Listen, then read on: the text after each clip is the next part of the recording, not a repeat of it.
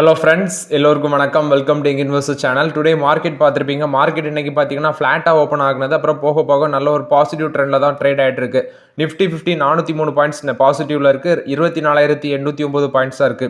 Sensex 81,280 பாயிண்ட்ஸாக இருக்கு. 1,240 points பாசிட்டிவ்ல இருக்கு.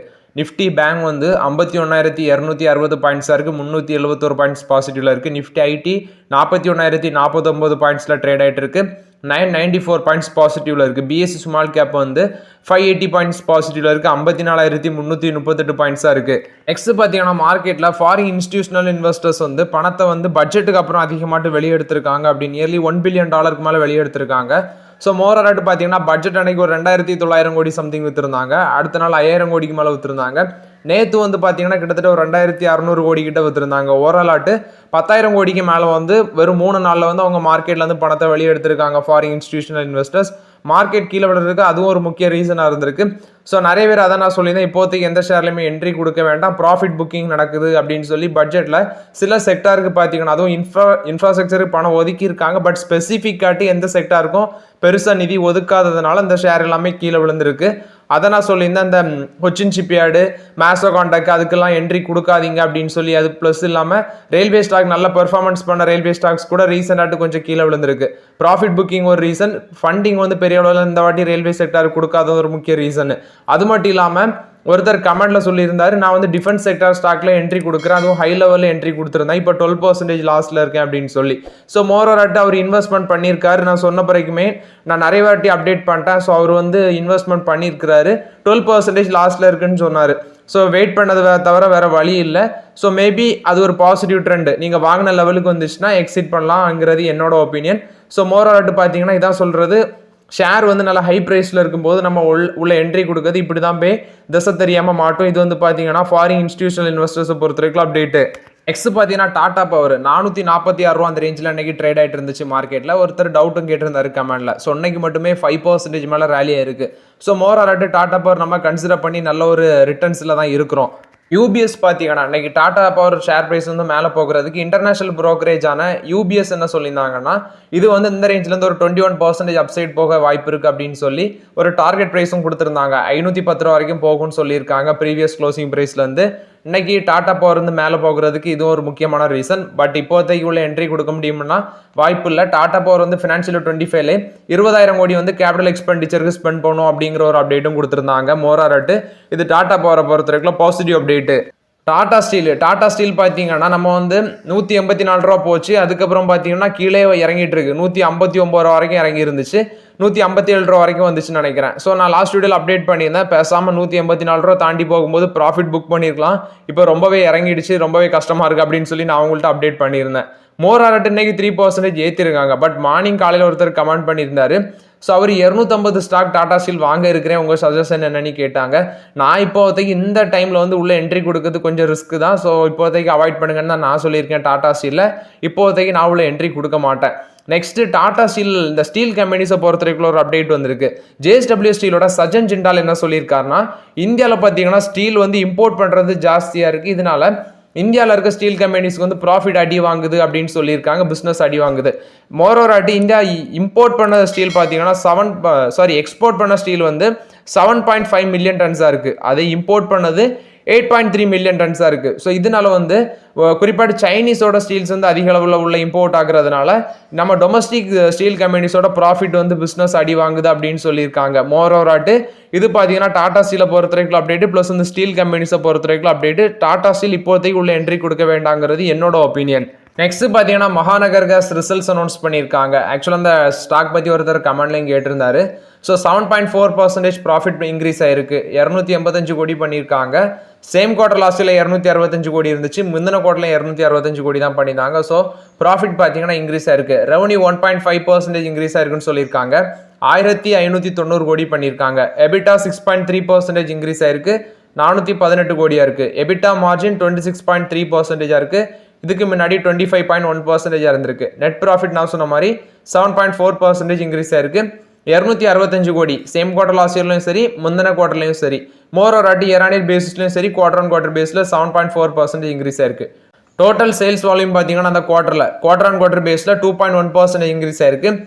Per டேக்கு வந்து பார்த்தீங்கன்னா 3.859 million metric standard cubic metre பேசிஸில் அவங்க ரன் பண்ணிட்டு இருக்காங்கன்னு சொல்லியிருக்காங்க அந்த கேஸ். குவார்டர் அண்ட் குவார்டர் பேஸில் சிஎன்ஜி செக்மெண்ட் பார்த்தீங்கன்னா வால்யூம் வந்து 4% growth காமிச்சிருக்கு டொமஸ்டிக்லேயும் சரி இண்டஸ்ட்ரியல் பேசிஸ்லையும் சரி.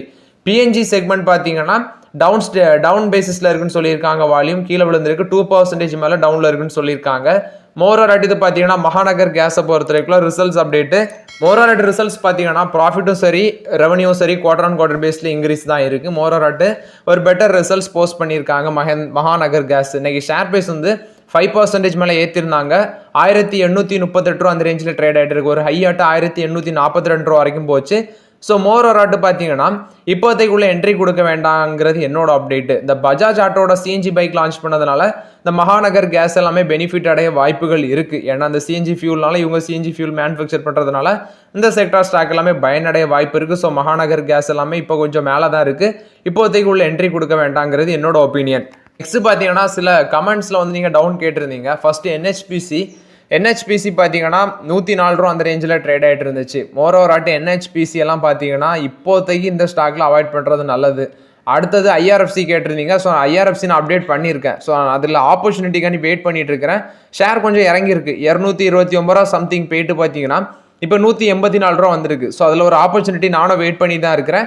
ஸோ இறங்கிச்சுன்னா ஒரு அட்லீஸ்ட் ஒரு 150 கிராஸ் பண்ணி கீழே வந்துச்சுன்னா ஸ்லோவாக அதில் கன்சிடர் பண்ணலாங்கிறது என்னோட ஒப்பீனியன் ஐஆர்எஃப்சியில். ஸோ நானும் அதில் வந்து வெயிட் பண்ணிட்டு தான் இருக்கேன். ஐஆர்எஃப்சியில் ஆப்பர்ச்சுனிட்டி வந்து நான் டெஃபினட்டாக உங்களுக்கு அப்டேட் பண்ணுறேன். நெக்ஸ்ட்டு உர்ஜா குளோபல் அப்படிங்கிற ஒரு ஷேர் கேட்டிருக்கீங்க. ஸோ அதில் வந்து நான் வந்து உள்ள என்ட்ரி கொடுக்கல. எனக்கு அதில் ஹோல்டிங்ஸ் கிடையாது. அதுவும் ஒரு சின்ன கம்பெனி 1000 கோடி மார்க்கெட் வேல்யூ உள்ள கம்பெனி. ஸோ அதில் நான் இப்போதைக்கு உள்ளலாம் என்ட்ரி கொடுக்க மாட்டேன். Next Ujjivan small finance bank. So அதை நான் தெளிவாக நிறைய வாட்டி அப்டேட் பண்ணிட்டேன். ஸோ அவர் பார்த்தீங்கன்னா குவார்டர் ஆன் குவார்டர் பேஸில் பெரிய அளவில் ப்ராஃபிட் பேசிஸ் க்ரோத் காட்டாலுமே ஒரு 7 to 8% அந்த ரேஞ்சில் க்ரோத் காமிச்சிட்டு இருந்தாங்க. பட் நேற்று ரிசல்ட்ஸ் பார்க்கும்போது லாஸ்ட் ரிசல்ட்ஸ் பார்த்தீங்கன்னா அவங்க வந்து கொஞ்சம் டவுன் ட்ரெண்டில் மூவ் ஆயிருக்கு. ரிசல்ட்ஸ் ப்ராஃபிட் வந்து கீழே விழுந்திருக்கு. ஸோ இன்னைக்கு ஸ்டாக் வந்து அடிச்சிருந்தாங்க. ஸோ மோரோராட் ஒரு 43 ரூபாவில் ட்ரேட் ஆகிட்டு இருக்கு. ஒரு 42 ரூபா வரைக்கும் இன்னைக்கு ஒரு லோ போயிருக்கு. ஸோ இப்போதைக்கு உஜ்வன் ஸ்மால் ஃபினான்ஸ் பேங்க் வந்து ஆல்ரெடி வாங்கியிருக்கவங்க ஹோல்ட் பண்ணுங்க. புதுசாக இப்போதைக்கு என்ட்ரி கொடுக்க வேண்டாம். ஸோ ஒரு 40 ரூபா கீழே வந்துச்சுன்னா ஸ்லோ 1-2 கன்சிடர் பண்ணி போடலாம் உஜ்வன் ஸ்மால் ஃபினான்ஸ் பேங்க்ல. எஸ்ஜேவிஎன் இன்னைக்கு நல்ல ஒரு பெர்ஃபார்மன்ஸ் கொடுத்துருந்தாங்க. 149 ட்ரேட் ஆகிட்டு இருந்துச்சு. 5% கிட்ட ரேலியாக இருந்துச்சு. அதுவும் நான் லாஸ்ட் வீடியோவில் அப்டேட் பண்ணியிருப்பேன். அவங்களுக்கு மிசோரத்துலேருந்து 1000 crores வந்து அவங்களுக்கு ஆர்டர் கிடச்சிருந்துச்சு. அது நான் உங்கள்கிட்ட லாஸ்ட் வீடியோவில் அப்டேட் பண்ணிட்டேன் எஸ்ஜேவிஎன் வந்து. ஸோ அதனால தான் இன்னைக்கு பார்த்தீங்கன்னா நல்ல ஒரு பெர்ஃபார்மன்ஸ் கொடுத்துருக்கு. மோரோராட்டு இந்த கமெண்ட்ஸில் இவ்வளோ ஸ்டாக் கேட்டிருந்தீங்க, அது பொறுத்தான அப்டேட்டு. நெக்ஸ்ட் பார்த்தீங்கன்னா தங்கமயில் ஆக்சுவலாக ரிசல்ட்ஸ் அனௌன்ஸ் பண்ணியிருக்காங்க. ப்ராஃபிட் 3.5% இங்கே கீழே விழுந்திருக்குன்னு சொல்லியிருக்காங்க. பட் குவார்டர் ஆன் குவார்டர் பேஸில் கம்பேர் பண்ணி பார்க்கும்போது இன்க்ரீஸ் ஆயிருக்கு. இந்த குவார்டரில் 56 கோடி ப்ராஃபிட் பண்ணியிருக்காங்க. சேம் குவார்டர் லாஸ்ட் இயரில் 58 கோடி பண்ணியிருக்காங்க. ஸோ அதனால இயர் பேஸில் 3.5% கீழே விழுந்திருக்கு. முந்தின குவார்டரில் பார்த்தீங்கன்னா 28 கோடி பண்ணியிருந்தாங்க. ஸோ குவார்டர் ஆன் குவார்டர் பேஸில் பார்க்கும்போது ப்ராஃபிட் 100% இன்க்ரீஸ் ஆயிருக்கு. ரெவன்யூ 24.38% பார்த்தீங்கன்னா குவார்டர் ஆன் குவார்டர் பேஸில் இன்க்ரீஸ் ஆயிருக்குன்னு சொல்லியிருக்காங்க. ஆப்ரேட்டிங் இன்கம் வந்து குவார்டர் ஆன் குவார்டர் பேஸில் 96.29% இன்க்ரீஸ் ஆயிருக்கு. இயர் ஆன் இயர் பேஸில் 23.75% இன்க்ரீஸ் ஆயிருக்கு. ஏர்னிங்ஸ் பெர் ஷேர் 20 ரூபா 61 காசாக இருக்கு. அது வந்து இயர் ஆன் இயர் பேஸில் 3.51% டிக்ரீஸ் ஆயிருக்குன்னு சொல்லியிருக்காங்க. இந்த ஷேர் வந்து 1 வீக்ல 0.69% ரிட்டர்ன் கொடுத்துருக்கு. அடுத்தது 6 மந்த்ல 32.45% ரிட்டர்ன் கொடுத்துருக்கு. இயர் டு டேட் பேஸில் 19.26% ரிட்டர்ன் கொடுத்துருக்குன்னு சொல்லியிருக்காங்க. மோரோராட் இந்த ஷேருக்கு பார்த்தீங்கன்னா 2 அனலிஸ்ட் வந்து சொல்லியிருக்காது. 2 அனாலிஸ்ட் வந்து கவரேஜ் கொடுத்துருக்காங்க. ஒரு அனாலிஸ்ட் வந்து பை ரேட்டிங் கொடுத்துருக்காங்க. இன்னொரு அனாலிசிஸ் ஸ்ட்ராங் பை ரேட்டிங் கொடுத்துருக்காங்க. ப்ராஃபிட் பார்த்தீங்கன்னா 56 கோடி பண்ணியிருக்காங்க இந்த குவார்டரில். ரெவன்யூ 1220 கோடி பண்ணியிருக்காங்க. தங்கமயிலோட ஷேர் பிரைஸ் இன்னைக்கு வந்து ஒரு ஃபிளாட் நெகட்டிவ்ல ட்ரேட் ஆகிட்டு இருந்துச்சு. மோரோராட் தங்கமயிலோட ஷேரில் இப்போதைக்கு ஆப்பர்ச்சுனிட்டிஸ் இல்லை. ஸோ தங்கமயில் ஜுவல்லரி இன்னொரு அப்டேட்டும் கொடுத்துருக்காங்க. 400 கோடி இந்த ஃபினான்ஷியல் 25ல கேபிட்டல் எக்ஸ்பெண்டிச்சருக்கு ஸ்பெண்ட் பண்ண போகிறோம் அப்படின்னு சொல்லியிருக்காங்க. மிட் அண்ட் ஸ்மால் ஏரியாவில் ஸ்பெண்ட் பண்ணுவோம். கிட்டத்தட்ட 8 புதிய ஸ்டோர் வந்து ஓப்பன் பண்ண போகிறாங்க. அந்த கம்பெனியோட போர்டு அதுக்கு அப்ரூவலும் கொடுத்துருக்காங்க. ஒன்று வந்து சென்னையில் ஒரு அவுட்லெட்டை வந்து ஓப்பன் பண்ண இருக்கிறாங்கன்னு சொல்லியிருக்காங்க. அவங்களோட ஜியோகிராஃபிக்கல் எக்ஸ்பென்ஷன் பிளானுக்கு வந்து பார்த்தீங்கன்னா இப்போதைக்கு கொஞ்சம் ஸ்டாப் பண்ணி வச்சிருக்காங்கன்னு நினைக்கிறேன். ஸோ அது வந்து அவங்க நம்ம இந்தியாவிலே வந்து கொஞ்சம் டாமினேட் பண்ணிட்டு அதுக்கப்புறம் பார்த்தீங்கன்னா ஜியோகிராஃபிக்கல் எக்ஸ்பென்ஷன் பிளான்ல இருக்கிறாங்கன்னு சொல்லியிருக்காங்க. இது அவங்களோட சேர்மன் பால்ராமா கோவிந்ததாஸ் தான் சொல்லியிருக்காரு. மோரோராட் இது பார்த்தீங்கன்னா தங்கமயில் ஜுவல்லரியை பொறுத்த வரைக்கும் அப்டேட்டு. நெக்ஸ்ட் பார்த்தீங்கன்னா அசோக் லேலாண்டோட ஷேர் பிரைஸ் இன்னைக்கு வந்து ஒரு 248 ரூபா வரைக்கும் போச்சு. ஆக்சுவலாக நேற்று ரிசல்ட்ஸ் டிஸ்கஸ் பண்ணியிருந்தோம். பெரிய அளவில் ரிசல்ட்ஸ் பார்த்தீங்கன்னா அவங்க பண்ணல. குவார்டர் ஆன் குவார்டர் பேஸ்லையும் சரி இயர் ஆன் இயர் பேசிஸ்லையும் சரி கீழே விழுந்துருந்துச்சு ரிசல்ட்ஸ். இன்னைக்கு பார்த்தீங்கன்னா ஷேர் பிரைஸ் நான் வந்து அடி விழுன்னு நினச்சிருந்தேன், பட் இன்னைக்கு 6% ஏற்றிருக்காங்க. ஸோ இதில் மோரோவராட்டு கவனிக்க வேண்டியது இன்டர்நேஷனல் ப்ரோக்கரேஜான யூபிஎஸ் வந்து டார்கெட் பிரைஸ் அப்கிரேட் பண்ணியிருக்காங்க, நியூட்ரல்லேருந்து பை ரேட்டிங் கொடுத்துருக்காங்க. எப்படி இன்னைக்கு டாடா ஸ்டீல் ஷேர் பிரைஸ் மேலே டாடா பவரோட ஷேர் பிரைஸ் மேலே போகிறதுக்கு இவங்க காரணமோ, அதே மாதிரி அசோக் லைலாண்ட் ஷேர் பிரைஸ் மேலே போகிறதுக்கு இந்த யூபிஎஸ் தான் காரணம். 190 ரூபா கொடுத்துருந்தாங்க நியூட்ரல் ரேட்டிங், இப்போ அதை பார்த்தீங்கன்னா 280 ரூபாட்டு சேஞ்ச் பண்ணியிருக்காங்க டார்கெட் பிரைஸ். ஸோ அதனால பார்த்தீங்கன்னா அன்னைக்கு ஷேர் நல்ல ஒரு ரிட்டர்ன் கொடுத்துருக்கு. தேர்ஸ்டே க்ளோஸ்ல வந்து 20% மேலே போகும்னு சொல்லியிருக்காங்க யூபிஎஸ். இன்னைக்கு அசோக் லைலாண்டோட ஷேர் பிரைஸ் மேலே போகிறதுக்கு இது ஒரு முக்கிய ரீசனு. நெக்ஸ்ட் பார்த்தீங்கன்னா ஹேவல்ஸ் இந்தியா, யாரெல்லாம் அந்த ஷேர் ஹோல்ட் பண்ணுறீங்க? ஆக்சுவலாக அன்னைக்கு மார்க்கெட்டில் ஒரு ஃபிளாட் பாசிட்டிவ்ல ட்ரேட் ஆகிட்டு இருந்துச்சு, 1833 அந்த ரேஞ்சில் ட்ரேட் ஆகிட்டு இருந்துச்சு. மோரோவர் இதில் ஒரு அப்டேட் வந்திருக்கு. ஆனந்த் ரெட்டி என்ன சொல்கிறாங்கன்னா, இவங்க வந்து ஜூலை 21 வந்து ரிசர்ச் ரிப்போர்ட் கொடுத்துருக்காங்க. அதில் சொல்லியிருக்கிறது ஹேவல்ஸ் இந்தியாவுக்கு 2146 ரூபா டார்கெட் பிரைஸ் கொடுத்துருக்காங்க. இது வந்து ஹேவல்ஸ் இந்தியாவை பொறுத்த வரைக்கும் update. Anand Reddy target price கொடுத்துருக்காங்க 2146 ரூபா வரைக்கும் போகும் அப்படின்னு சொல்லி. நெக்ஸ்ட் அசோக் லைலாண்டில் வந்து ஒரு update. So Tata Motors, Maruti Suzuki, Mahindra இவங்க எல்லாம் பார்த்தீங்கன்னா அவங்களோட மார்க்கெட் ஷேரை இன்க்ரீஸ் பண்ணுறதுக்கு வேண்டி காருக்கு வந்து டிஸ்கவுண்ட் ஆஃபர் பண்ணாங்க, சில கார்ஸுக்கு சேலை இன்க்ரீஸ் பண்ணதுக்கு வேண்டி.